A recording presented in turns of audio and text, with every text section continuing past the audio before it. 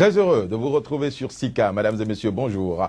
Au Burkina Faso, le président de la transition, Michel Kafando, est appelé à gérer des mécontentements des proches de l'ex-président Blaise Compaoré. Le dernier mécontentement en date est celui des éléments de la garde présidentielle, le régiment militaire le mieux formé et le mieux armé, dont les éléments ont été arrêtés ce mardi.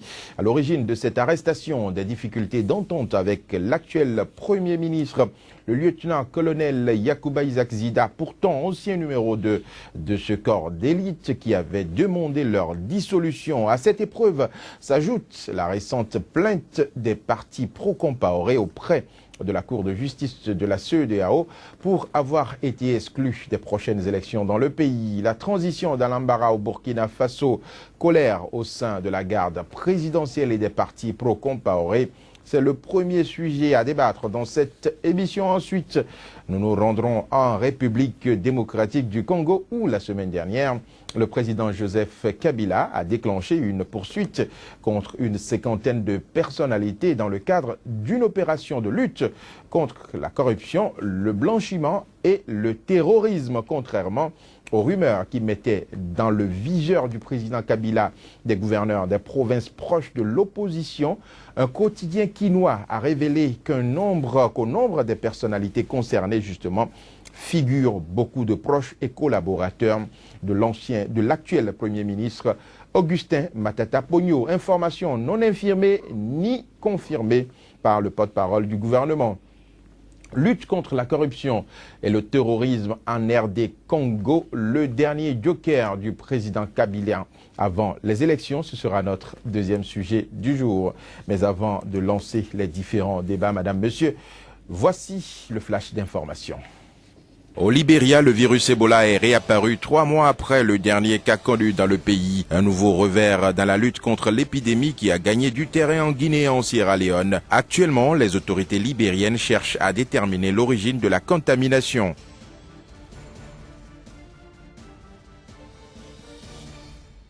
Au Burkina Faso, 2 soldats français soupçonnés de pédophilie ont été suspendus et font l'objet d'une enquête du parquet de Paris. Cette enquête préliminaire pour agression sexuelle sur mineurs est ouverte et confiée au prévôt de la gendarmerie chargé des investigations sur les militaires.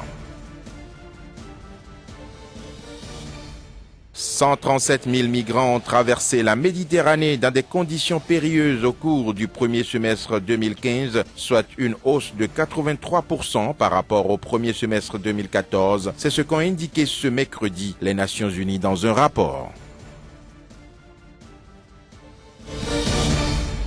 C'était le flash d'information au Burkina Faso. Je le disais tantôt, Michel Kafando est appelé à gérer des mécontentements des proches de l'ex-président Blaise Compaoré, notamment la grogne au sein de la garde présidentielle et la récente plainte des partis pro-Compaoré auprès de la Cour de justice de la communauté des États de l'Afrique de l'Ouest. La transition d'Al-Ambara au Burkina Faso, colère au sein de la garde présidentielle et des partis pro-Compaoré, c'est le premier débat que nous démarrons. Ce sera juste après le générique que voici.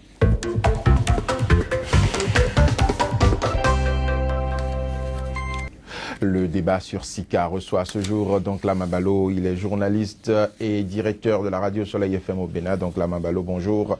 Bonjour Joël, bonjour Joël et bonjour à tous les téléspectateurs. Merci. Donc là, j'ai également donc sur ce plateau, comme l'a dit tout à l'heure, donc là, Joël Yetonji, un inconditionnel de ce plateau. Joël Yetonji, bonjour. Bonjour à vous, bonjour donc là et bonjour aux téléspectateurs. Je précise que vous êtes de la rédaction de Sika. Je reste avec vous justement pour la première question pour démarrer le débat dans cette émission. Alors, vous avez suivi l'actualité comme nous au Burkina Faso, ça grogne au niveau de la garde présidentielle. Alors, à votre avis, que cache cette grogne de ces éléments qui ont tenté, entre autres, un coup contre le Premier ministre et justement après ce coup, 10 des leurs ont été arrêtés. Que cache cet agissement des éléments de la garde présidentielle au Burkina Faso? Ce serait peut-être un peu trop difficile de dire ce que ça cache, mais la lecture qu'on peut faire de cette situation, de cette grogne, de cette réaction, je la vois sous 2 angles.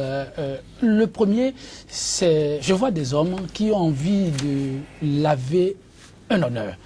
Parce qu'on dit qu'ils veulent enlever le Premier ministre. C'est suffisamment grave quand on sait d'où le Burkina Faso vient. La seconde lecture, ça peut être aussi des agissements d'un animal en pleine agonie qui, vous le savez très bien, l'IRSP est bien loti, a un statut des plus enviables au sein de l'armée, au sein de l'État, au sein de l'appareil étatique d'une façon générale. Donc, sauvegarder peut-être ses acquis, les privilèges liés à leur statut, c'est bien possible. Donc, il peut s'agir d'un cas comme de l'autre, parce que le sujet est quand même très sérieux. Dit qu'ils veulent enlever le Premier ministre. On fera peut-être le débat en son temps, au cours de cette émission, appréciation de l'accusation à eux faits. Mais sur les faits, je dis que ce qui s'est passé est tout de même très inquiétant, parce qu'on nous apprend que ceux-là, pour ce qu'on leur reproche et pour l'interpellation de certains des leurs, ils ont dû saisir les armes. Ils ont tiré, ils ont déambulé dans les rues de Ouaga avec les motos, véhicules banalisés achetés aux frais du contribuable. On peut comprendre qu'ils soient un peu indignés de ce qu'on leur reproche. On peut comprendre qu'ils s'insurgent contre ce qui se fait. On peut comprendre qu'ils veuillent protester. Mais on ne peut pas comprendre qu'ils veuillent protester les armes en main. Oui, la voie empruntée, on ne peut pas comprendre. Mais pire, les militaires ont d'autres moyens. Joël, pire dans leur démarche, ils se sont permis d'aller sillonner des chaînes de stations privées les plus écoutées de la République pour, disent-ils, mettre en garde désormais les animateurs contre tout sujet relatif à la dissolution du RSP. Mais quand même, ça c'est pousser le bouchon un peu trop loin, je pense, parce que le peuple burkinabé, à moins que je me trompe, ne s'est pas battu pour ensuite se faire dicter les sujets dont on peut débattre. La liberté d'expression devient quoi? Alors, dans ce combat-là, je pense qu'il faut savoir raison garder.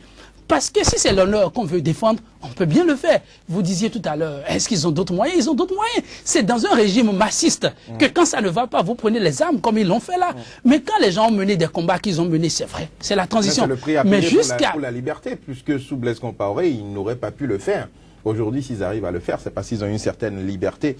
Nous allons prendre rapidement l'avis de Donkla Mabalo. Alors, la garde républicaine qui se révolte au Burkina Faso, vous y voyez quoi derrière par rapport à cette réaction? Non, personnellement, je ne vois pas grand-chose. Je ne vois pas grand-chose, pourquoi? Parce que le Premier ministre Zida, lui-même, a été numéro 2 de cette garde républicaine. Et à l'époque, il avait avancé la possibilité de dissolution de cette garde républicaine. Et lui-même, il s'est biffé après. Il a fallu qu'il soit Premier ministre avant de décider de voir qu'il faut dissoudre cette garde. Est-ce que ce n'est pas une manière de cracher dans la soupe après avoir mangé? C'est justement ça que les éléments du régiment n'arrivent pas à lui pardonner.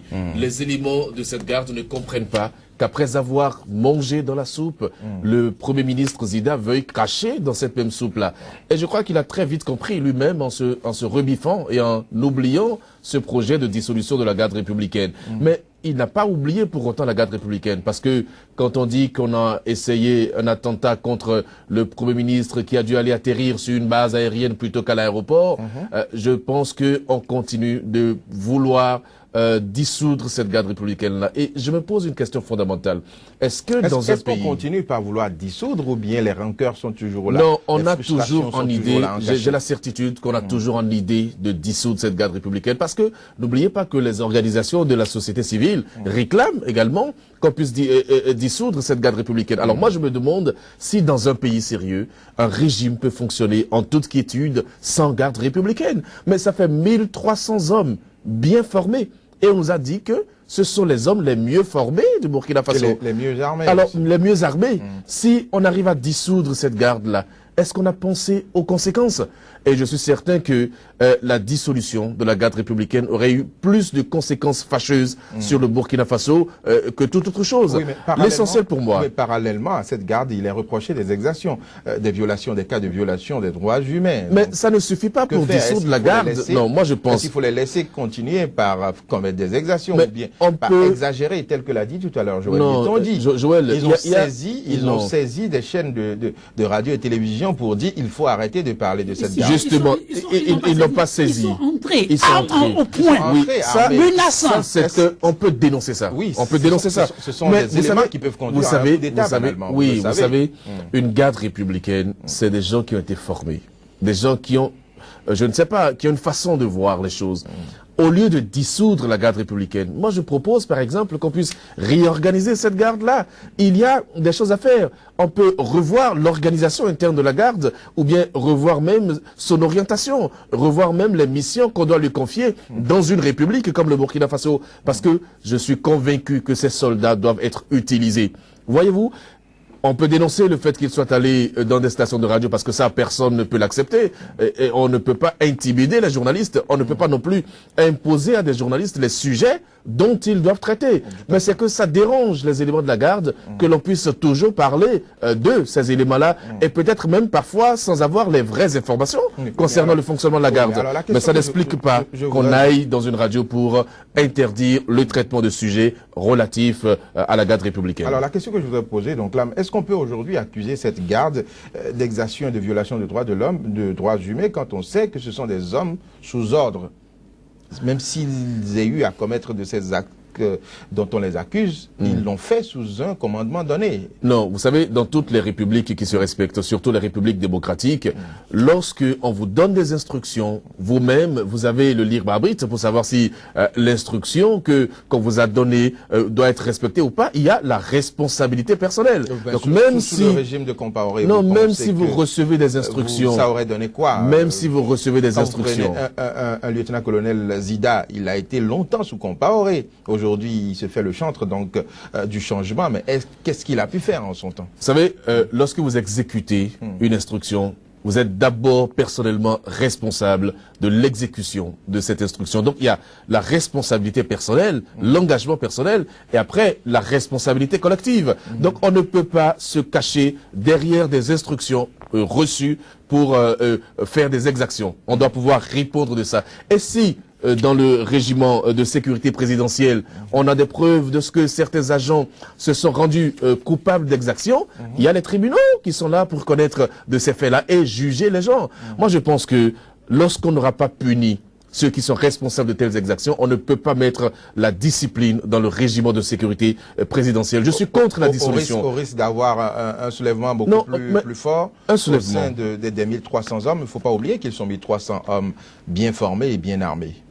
Tous les 1300 hommes ne seront pas responsables d'exactions. Si on a des tribunaux qui sont régulièrement constitués et qui arrivent à connaître les différentes infractions et appliquer les peines, pourquoi voulez-vous qu'il y ait, je ne sais pas, des revendications? Moi, je pense que le pire ou la pire des choses au Burkina Faso serait de dissoudre ce régiment. Ce n'est pas la solution. Et je suis très convaincu de ça. Je pense qu'il faut réorganiser les choses. Mais le Premier ministre Zida, j'arrive pas à comprendre. Il a été de cette garde républicaine. Ou bien il a peur de cette garde républicaine, ou bien il connaît les limites où il sait jusqu'où ces éléments peuvent aller, et il a peur. Parce que j'ai entendu un officier de cette garde républicaine dire que ce sont des manœuvres dilatoires du Premier ministre pour poursuivre la transition, pour ne pas organiser les élections dans 5 mois. Et donc, on veut se victimiser. Le qui organise, c'est le président de la transition le Premier ministre, oui, mais bon, écoutez, quand vous parlez de président de la transition, moi, pour moi, il n'y a pas de président de la transition. Pour moi, c'est le Premier ministre qui gère, qui gère le Burkina Faso. Je ne vois pas Monsieur Michel Kafando positionné à ce niveau-là par le lieutenant-colonel Zida. Ça, c'est un secret de polichinelle. Vous voulez me dire le contraire? Non. C'est Zida qui gère les choses. Donc, si Zida a envie de poursuivre, envie d'aller plus loin, c'est trop facile. Semer le trouble, dire que le régiment de sécurité... La société civile, la communauté internationale qui ne sera pas d'accord. Alors, Joël Itondi, pour revenir à ce qui nous préoccupe, est-ce que vous ne pensez pas que la dissolution de ce corps d'armée risquerait d'être plus dangereuse pour la sécurité au Burkina Faso? Bon, pour moi, ce serait une conclusion trop hâtive que de dire que ça va être plus dangereuse. Parce que à une autre époque, une autre donne, il faut savoir s'adapter. Le Burkina Faso d'aujourd'hui n'est pas le Burkina Faso d'hier. Le régiment était dans un rôle bien défini hier. Aujourd'hui, les données ont changé. Le régiment, c'est clair, ne peut plus être dans le même rôle. Oui, mais aujourd'hui, dans un pays instable, dans un pays où on n'est pas sûr de la sécurité, un pays menacé également par Boko Haram, il ne faut pas oublier aussi tous ces aspects. Justement, c'est ce que je dis. La question de la dissolution, je dis, on ne peut pas la trancher comme ça, sur un coup de tête. Il faut l'apprécier. On ne tranche pas sans appréciation. Et c'est sur ça que je me prononce justement. Suivez plutôt ma démarche. Elle est la suivante. Vous avez parlé de Boko Haram. Voilà, des gens suffisamment armés. Mais ce n'est pas en qualité de régiment présidentiel, parce que le rôle c'était quoi? D'assurer la sécurité du chef. Aujourd'hui, merci beaucoup. Merci beaucoup. Ils sont bien armés. Il s'agit beaucoup plus de la sécurité des citoyens. Et c'est ce que la société civile demande. Il faut les amener à assurer la sécurité du pays. Pour ça, il faut un redéploiement. Et le redéploiement, est-ce qu'on va continuer par les appeler régiments de sécurité présidentielle? C'est ça la question. Donc le problème dissolution, si ça fait mal, et je dis au Burkinabé de voir, on s'assoit autour d'une table, on n'abat pas un Iroko tel on abat un Abuste. Le régiment, c'est trop lourd à porter. On ne peut pas décider du jour au lendemain de sa dissolution. Il faut apprécier, voir de quel côté le grand Iroko peut chuter, les dégâts que ça peut occasionner. Donc tout ce travail fait, il faut décider de comment trancher maintenant. Est-ce qu'il faut faire de ce régiment plutôt une unité de sécurité publique, ou il s'agira pour ce régiment, on entend déjà dire que Boko Haram fait du nord du Burkina Faso sa base arrière. Est-ce que c'est vrai? Ce régiment peut aider à démanteler s'il y en a et faire le travail conséquemment.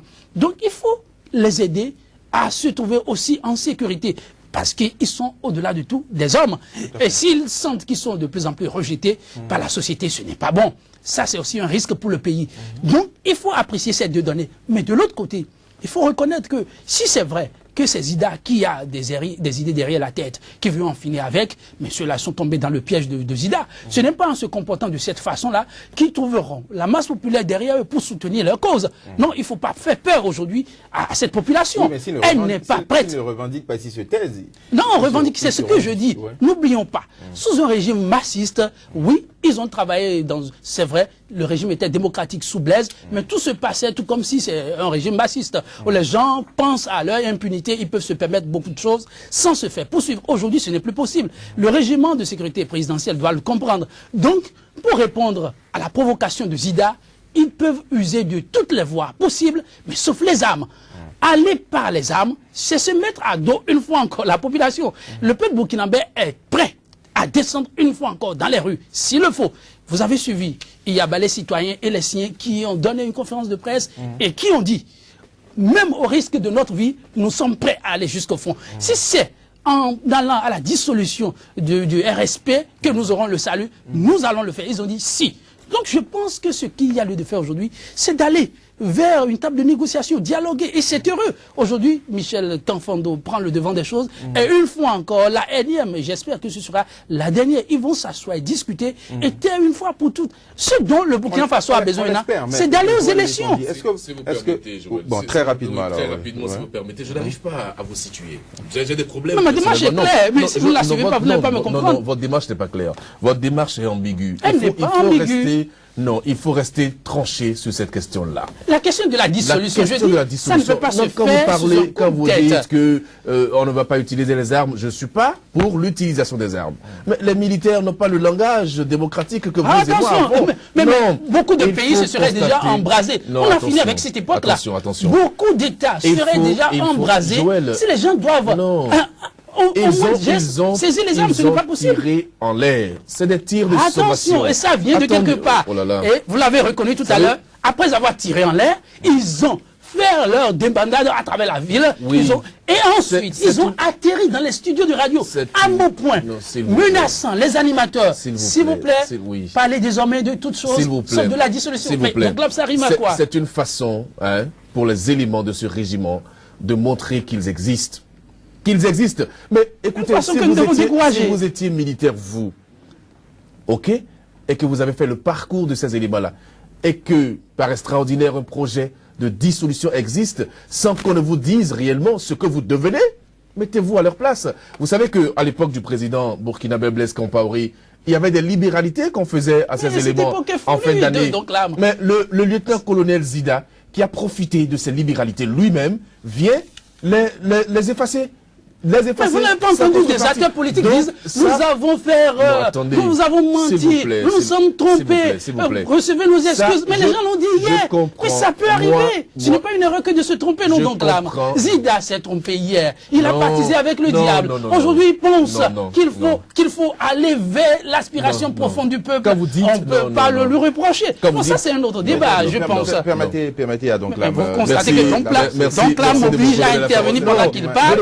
Mais il m'oblige à intervenir pendant qu'il parle. Moi, je vous ai écouté religieusement. Et mon problème, c'est de savoir réellement là où vous situez. Parce que Zidane ne peut pas se tromper hier et se rattraper aujourd'hui. Non, ce n'est pas permis. Mais il va se tromper combien de fois? Vous savez, lorsqu'on a goûté au pouvoir, et je l'ai déjà dit plusieurs fois sur ce plateau, lorsqu'on a goûté au pouvoir, on a des relents et de s'éterniser au pouvoir, des élans de s'éterniser au pouvoir. Et je ne peux pas exclure ce désir-là de chez le lieutenant-colonel Zida. C'est pour ça que créer l'instabilité aujourd'hui au Burkina Faso, ça arrange qui? Lorsque les gens ont fait des tirs de sommation, ils ont manifesté leur présence sur le terrain et ils disent « nous voulons être présents sur le terrain ». Vous parlez de balai citoyen qui veut qu'on nettoie le régiment, mais on ne peut pas nettoyer 1300 hommes comme ça. Ce n'est pas possible, parce que lorsque vous les nettoyez et que vous ne savez pas là où vous les récupérez, vous créez d'autres problèmes, vous créez de l'insécurité. C'est des gens qui ont été formés et qui sont prêts à agir à tout moment. Donc, au lieu de dissoudre cette garde républicaine, il vaut mieux la réorganiser en lui donnant de nouvelles missions, de nouvelles tâches. Je suis certain que le Burkina Faso gagnerait à le faire. C'est le pays des hommes intègres. Et nous voulons la paix dans ce pays. La conclusion que je tire... Oh, je vous ai suivi, chers collègues. Je vous ai suivi. Vous m'avez posé la question. Vous avez heureusement évoqué la situation du Burkina Faso, du djihadisme. J'ai dit ceux-là peuvent être utiles à quelque chose. Donc, il est question de revoir le rôle que ceux-là vont jouer dans le Burkina d'aujourd'hui. Le Burkina d'aujourd'hui n'est pas le Burkina d'hier. Donc ce n'est plus possible de... Je n'ai jamais parlé de les renvoyer dans le Carzen. C'est un peu ça mon problème. Quand je parle clairement, il faut me suivre. Ma démarche, elle est claire. Aujourd'hui, l'RSP ne peut plus jouer son rôle d'hier. Il faut redéfinir le rôle du RSP du Burkina d'aujourd'hui, forcément. Joël Tondi, je vous ai compris. La conclusion que je tire de chacune de vos interventions, c'est que le régiment de sécurité présidentielle mérite de se voir attribuer du moins de nouvelles missions. Il faut donc cesser avec ce qui se faisait au temps de Compaoré et prendre en compte le contexte actuel, tout en sachant que le Burkina Faso doit avancer dans sa transition et aller naturellement vers les prochaines élections. Et l'autre dossier brûlant justement au Burkina Faso, c'est la plainte des partis pro-Compaoré auprès de la Cour de justice de la CEDEAO, qui est appelée à prendre une décision le 13 juillet prochain, notamment en ce qui concerne l'exclusion de ces partis de toute autre consultation électorale prévue cette année dans ce pays. Alors, je vais me tourner vers vous, donc là, Mambalo. Vous avez suivi donc cette actualité également, les partis pro-Compaoré qui portent plainte.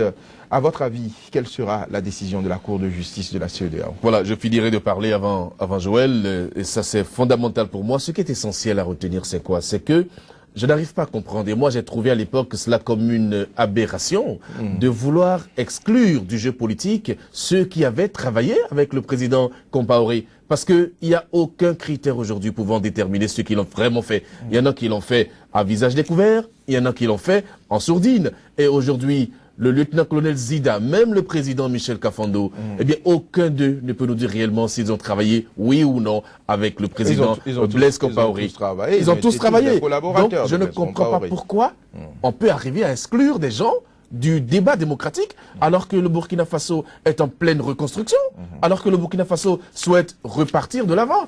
Donc moi je pense que c'est une plainte justifiée, et je suis certain, je ne suis pas juriste, je ne suis pas au niveau de la Cour de justice de la CEDEAO, mais si on veut respecter les principes démocratiques, la Cour de justice de la CEDEAO doit casser cette décision, cette loi scélérate, je le dis comme ça, qui exclut des Burkinabés du processus électoral. Donc, la Cour de justice de la CEDEAO doit casser cette loi électorale. Joël Tondi, à votre avis, quelle sera la décision de la Cour de justice de la CEDEAO?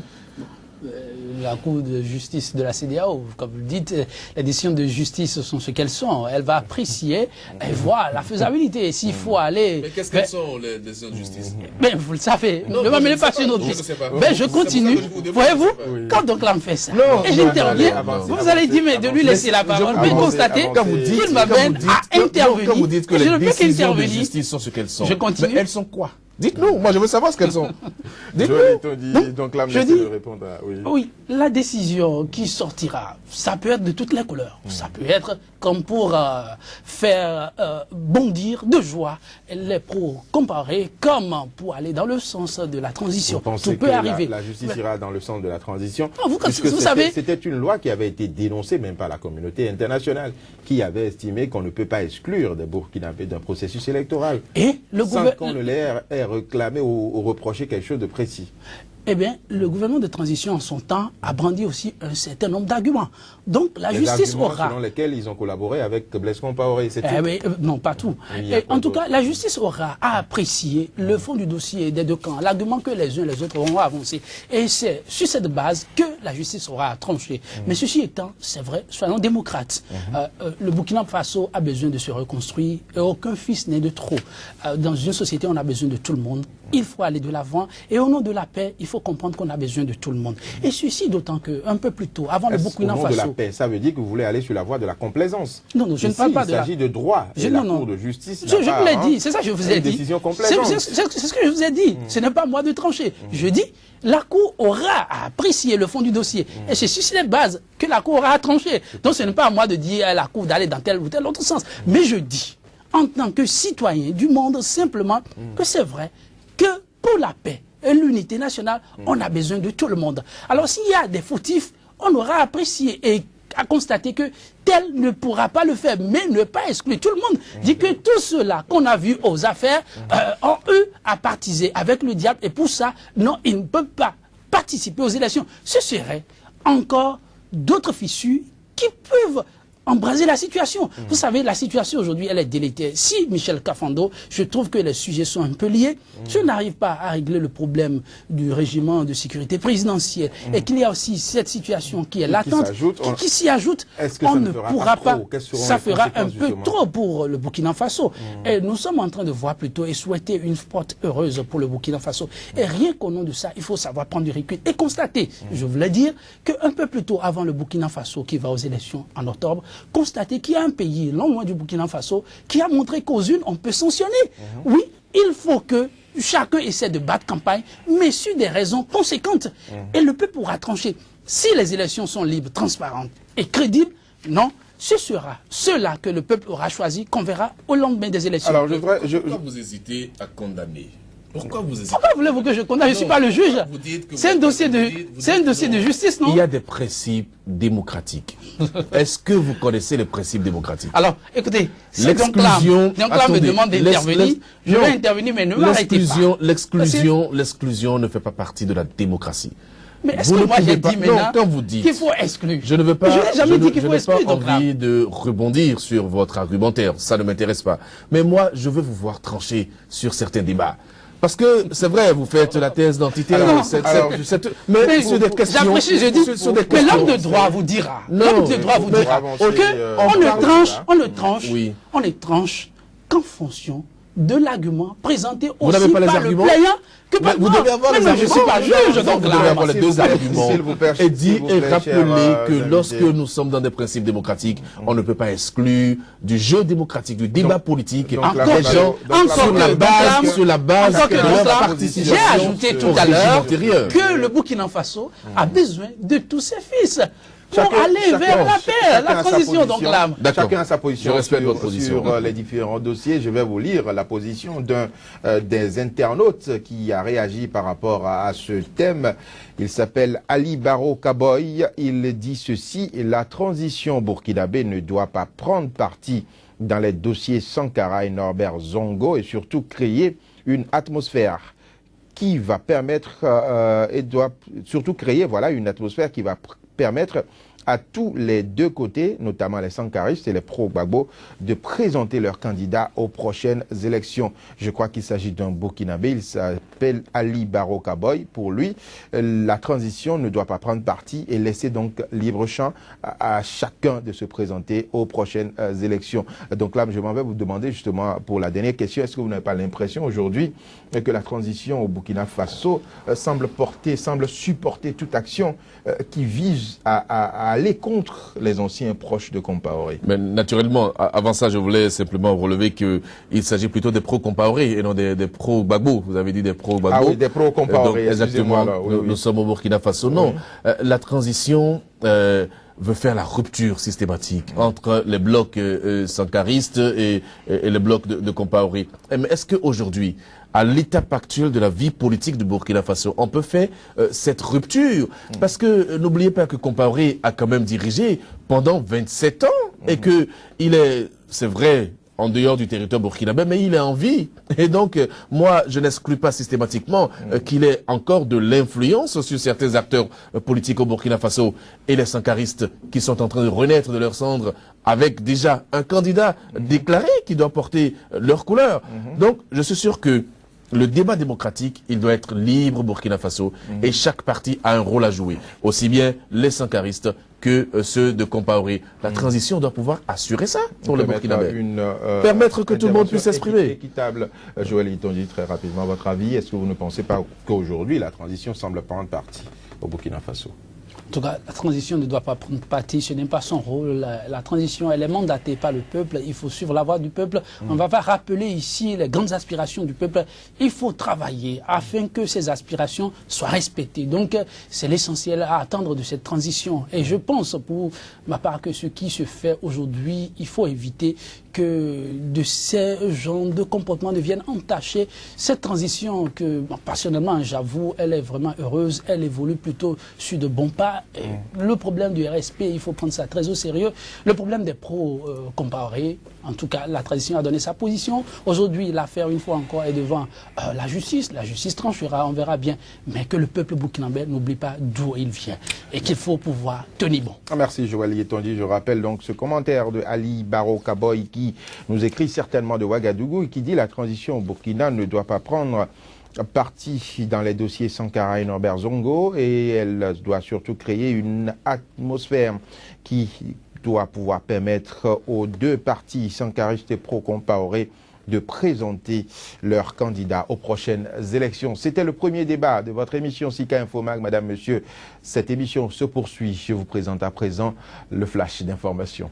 Au Libéria, le virus Ebola est réapparu 3 mois après le dernier cas connu dans le pays. Un nouveau revers dans la lutte contre l'épidémie qui a gagné du terrain en Guinée et en Sierra Leone. Actuellement, les autorités libériennes cherchent à déterminer l'origine de la contamination.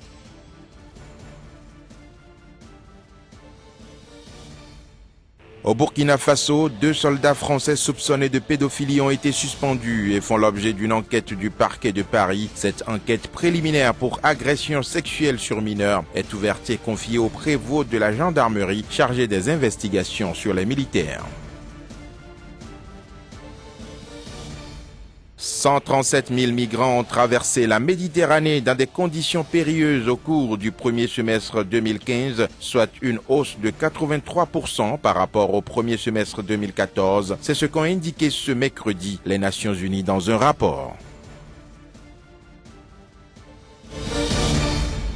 Le second débat du jour à présent nous emmène en République démocratique du Congo. La semaine dernière, le président Joseph Kabila a déclenché une poursuite contre une cinquantaine de personnalités dans le cadre d'une opération de lutte contre la corruption et le terrorisme, contrairement aux rumeurs qui mettaient dans son viseur des gouverneurs des provinces proches de l'opposition. Un quotidien quinois a révélé qu'au nombre des personnalités concernées par cette plainte figurent beaucoup de proches et collaborateurs de l'actuel Premier ministre Augustin Matata Ponyo. Information non infirmée ni confirmée par le porte-parole du gouvernement. Lutte contre la corruption et le terrorisme en RD Congo. Le dernier joker du président Kabila avant les élections, c'est le deuxième sujet à débattre dans un instant.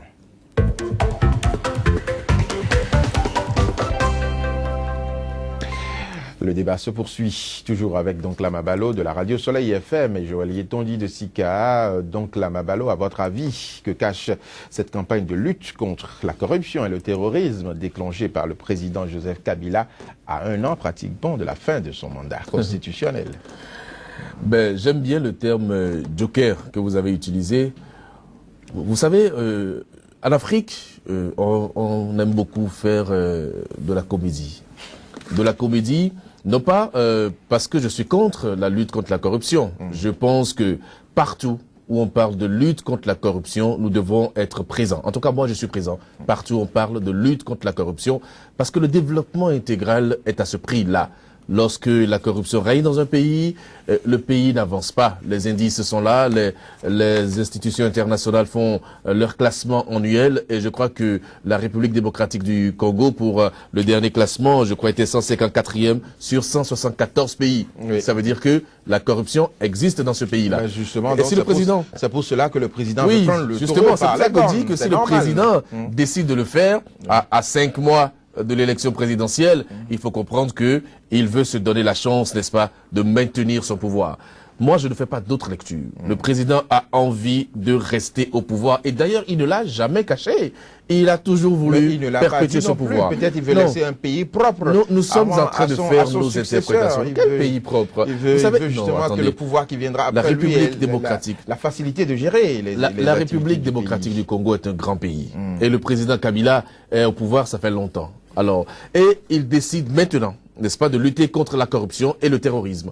Bon, nous, on lui souhaite bonne chance. Mais ce qui est important, c'est de remarquer que, parce que certains vont lui faire le reproche de taper dans la fourmilière ailleurs, c'est-à-dire dans le camp de l'opposition ou dans le camp de son probable successeur déclaré à la tête de l'État, eh bien, il a décidé de faire, de ratisser large. Donc en même temps de taper... Vous pensez qu'il veut embrouiller les pistes? Absolument. En même temps qu'il décide de taper dans l'opposition, il décide de taper très proche de lui, même dans le gouvernement. Donc, le moment venu, on ne pourra pas lui faire le reproche de faire une lutte sélective. Il montre sa bonne foi. Mais est-ce qu'il est possible d'avoir dans son gouvernement des ministres corrompus autour du Premier ministre sans que le président de la République n'ait sa responsabilité engagée? C'est l'autre question. Alors, qui va se charger de nous démontrer que le président Kabila lui-même serait, parce que je n'affirme pas, serait corrompu? Donc, je suis d'accord pour la lutte contre la corruption, mais il ne faut pas théâtraliser ça. Il ne faut pas attendre les derniers moments pour montrer... Non, c'était... Bon, je sais que vous savez, donc le reste... parce que de toutes les façons, qu'est-ce qui peut justifier ça aujourd'hui? C'est vous qui Non, vous savez mieux que moi. Joël Tondi, vous savez certainement ce dont parle. Donc là, à votre avis, c'est du théâtre ou bien c'est une volonté franche du président Joseph Kabila de lutter contre le terrorisme et la corruption à quelques mois de la fin de son mandat? On aurait bien voulu tous applaudir à l'annonce de cette démarche-là, mais malheureusement, il y a longtemps que déjà Transparency International et autres structures en charge de la lutte contre la corruption ont attirer l'attention aussi ce qui se joue en RDC. Tout autour du gouvernement, ce n'est pas du propre ce qui se fait. Et n'oubliez pas, lorsque c'était la lune de miel entre le gouverneur de Katanga et Kabila, on l'a vu après maintes sommations interpeller ce dernier et sa famille dans la gestion des biens publics. Et Bruxelles avait donné un non-lieu. Après, plus rien. Il n'y a pas eu un sursaut d'orgueil pour relancer le dossier, pour savoir un peu ce qui s'est passé. Et puis, à 1 an de son mandat, alors qu'on a vu certains de ses proches commencer par demander au chef de bien vouloir partir, qu'il a suffisamment apporté au pays, qu'il faut laisser d'autres faire l'expérience, qu'il y en a qui pensent aussi qu'ils peuvent bien faire ce qu'il a essayé de faire durant ces années de gestion, sinon mieux faire que lui. Si en ce moment que Kabila sort ce dossier, vous voyez, ça ressemble trop, plutôt à un montage, oui, à la théâtralisation, comme le dit donc là, et ça ressemble effectivement à un joker que l'homme est en train de sortir pour se maintenir au pouvoir. C'est là tout le drame, parce que aujourd'hui, ce dont l'Afrique a besoin pour aller de l'avant aussi. C'est un peu ça. Si cette lutte contre le terrorisme a été plombée au Nigeria, il y avait comme motif aussi le phénomène de la corruption. Alors que Kabila décide d'aller en guerre contre la corruption, on aurait pu tous applaudir. Mais dans ce contexte-là, on a du mal à croire à sa sincérité. Et c'est vraiment dommage. Pourquoi est-ce que c'est difficile de croire en sa sincérité? Il peut décider de nettoyer le pays avant de partir. Vous l'avez vous-même mentionné tout à l'heure. Il y a eu des détournements sous lui. Donc malheureusement, ce n'est pas qu'aujourd'hui qu'on est en train d'en parler. Et tout autour de lui, il sait que ça ne va pas. Et jamais l'homme ne l'a dénoncé. Et c'est aussi vrai qu'on ne peut pas oublier qu'un ministre ne peut pas continuer à commettre des impairs sans que le chef ne soit informé. Et il n'y a qu'en Afrique qu'on entend ça. Il y a d'autres déjà qui ont dit qu'ils étaient au village quand ça s'est fait. Donc Kabila ne peut pas aujourd'hui vouloir traduire devant la justice des gens qui l'ont servi pendant des années, des gens de l'opposition, sans nous dire qu'il n'est pas informé de ce qui se tramait.